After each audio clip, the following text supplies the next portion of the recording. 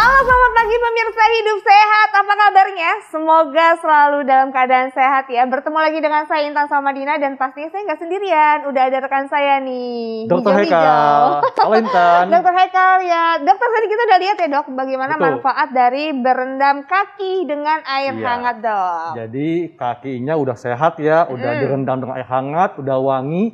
Tapi paling nggak enak nih kalau misalnya matanya nggak jelas lihat kaki karena ada gangguan penglihatan nih. Nah itu dia dokter Haikal. Aduh, biasanya itu gangguan penglihatan karena apa ya dokter ya? Nah ini bisa ada penyakit tertentu yang mungkin awalnya dianggap remeh ya, tapi ini bisa mengganggu penglihatan kita. Seperti apa? Kita simak tayangannya berikut ini.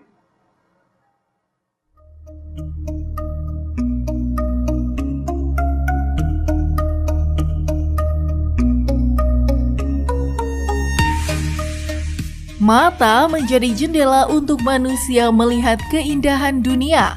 Namun tak jarang mata yang kita miliki mengalami masalah. Salah satunya penglihatan terganggu akibat mengalami pterygium. Pterygium ialah tumbuhnya selaput di bagian bola putih mata yang bisa mencapai kornea. Walaupun hal ini diklaim tak berbahaya, namun bisa membuat penglihatan Anda terganggu jika pterygium menyebar.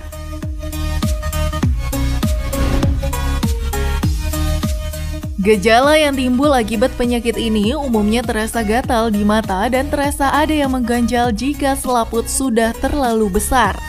Banyak faktor bisa menjadi penyebab penyakit ini muncul. Di antaranya sering melakukan aktivitas di luar ruangan, paparan sinar matahari yang berlebih hingga mata kering.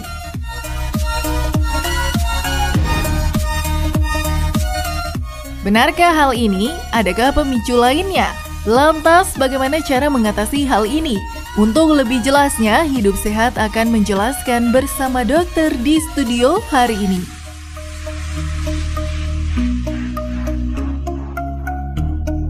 Pterygium, suatu penyakit mata yang mungkin istilahnya masih belum familiar di masyarakat. Tapi ini katanya ya dapat mengganggu penglihatan meskipun awalnya munculnya berupa selaput tipis yang menutupi bagian mata putih kita, Intan. Nah itu dia dokter Haikal. Ini kan masih awam banget sebenarnya pterygium ini apa sih dokter dan penyebabnya itu apa dok? Nah, tentu saja di depan kita sudah ada Dr. Helda Puspitasari, dokter mata. Pagi dok, apa kabar? Halo dokter Haikal. Halo Intan. Pagi dokter. Pagi. Dokter, ini istilahnya masih awam banget ya dokter. Ini sebenarnya apa sih dok? Pterygium itu apa? Pterygium tuh kalau orang awam sebutnya lamat ya. Lamat, selaput gitu. Oh, selaput. Jadi intinya itu dia ada di bagian luar dari si bola mata. Jadi dia ini pertumbuhan abnormal dari jaringan konjungtiva. Jadi jaringan konjungtiva itu yang bagian bening matanya di bagian sisi luar di daerah putihnya. Nah itu dia ada pertumbuhan abnormal ke arah kornea. Kornea itu yang bagian bulat matanya. Itu. Itu sih pterygium. Dok, apakah mungkin ada istilah awam ya dok? Kan ini istilah yang mungkin belum begitu familiar ya, pterygium dan juga agak susah dok sebutnya nih. Pete ya. Iya, pete ya. Lamat sih lamat. Orang-orang mungkin sebutnya dia bilang lamat ya atau lamat. ada lamat. Biasanya kalau datang ke saya tuh bilang, "Dok, ini mata saya ada lamatnya" gitu. Atau kalau enggak dia ada selaputnya gitu sih. Gitu. Jadi kayak selaput ya dok ya sebenarnya pada intinya itu adalah selaput yang kayaknya menghalangi mata.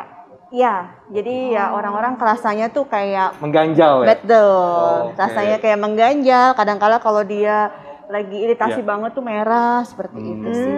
Oke. Nah dokter, kita langsung aja nih membahas ke fakta dan mitosnya dokter ya. Ini katanya dokter, paparan sinar matahari yang berlebihan ini bisa menjadi faktor yang paling beresiko untuk menyebabkan pterygium. Ini fakta atau mitos?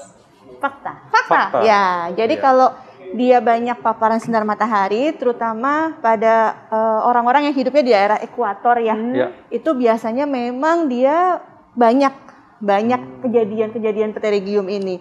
Jadi memang itu adalah salah satu faktor resiko tertinggi ya pada pterygium. Oh gitu. Kalau gitu di Indonesia cukup banyak dok ya penderitanya?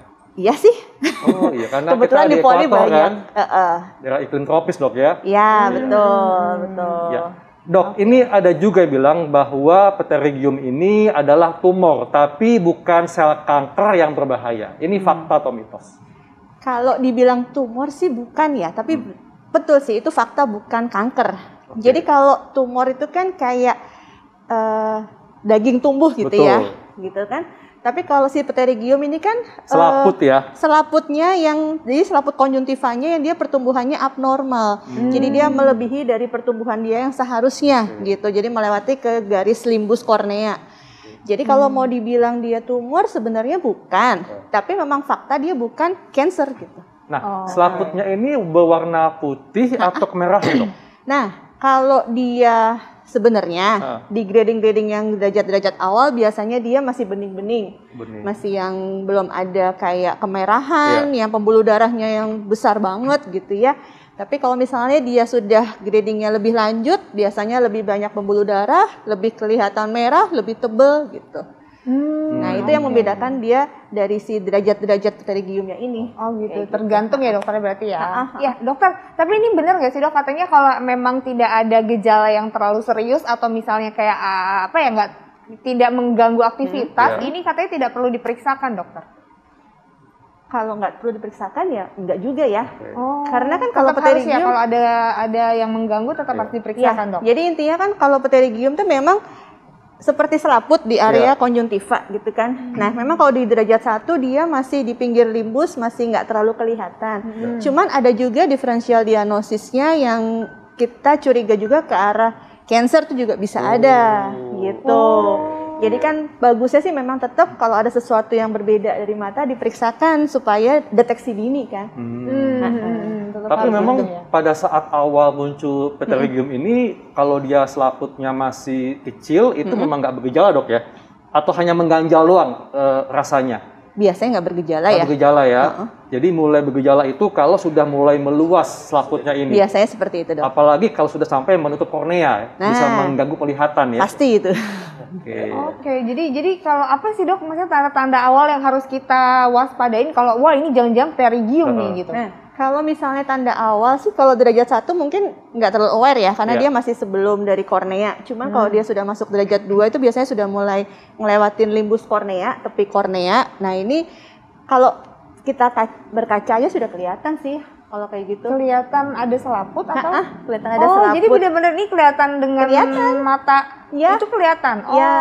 Kalau katarak kan derajat ringan masih nggak terlalu kelihatan ya. Kita masih nggak terlalu aware nih. Tapi kalau si pterygium ini kalau derajat-derajatnya sudah grading kedua gitu biasanya udah kita wah ada apa ini mata gitu. Akan udah pasti sadar aware dengan lah. sendirinya ya. Cuman kadang-kala sih memang kalau misalnya pada beberapa orang yang dia banyak aktivitas di ruangan gitu ya, banyak kena debu itu biasanya lebih resikonya itu banyak. Jadi kayak ganjal, terus kemudian merah, kadang-kala dia sampai berair itu bisa sih. Dok, selain aktivitas di luar, adakah faktor risiko tertentu yang membuat seorang lebih rentan untuk terkena pterygium? Gak ada sih ya. Nggak ada ya? Ya, saya pernah baca ada kayak faktor keturunan ya, tapi kalau sebenarnya sih tidak ada yang mengarah ke situ ya. Oke, jadi sebenarnya ini adalah faktor dari luar ya dok ya, eksternal ya. Nah dokter, ini terkait dengan aktivitas di luar ruangan dokter. Ini pterygium katanya dapat dicegah dengan memakai kacamata hitam atau topi. Ini fakta atau mitos? Tapi jangan dijawab dulu dokter. Baiklah pemirsa, kita nantikan kita temukan jawabannya maksudnya sesaat lagi tetap di Hidup Sehat.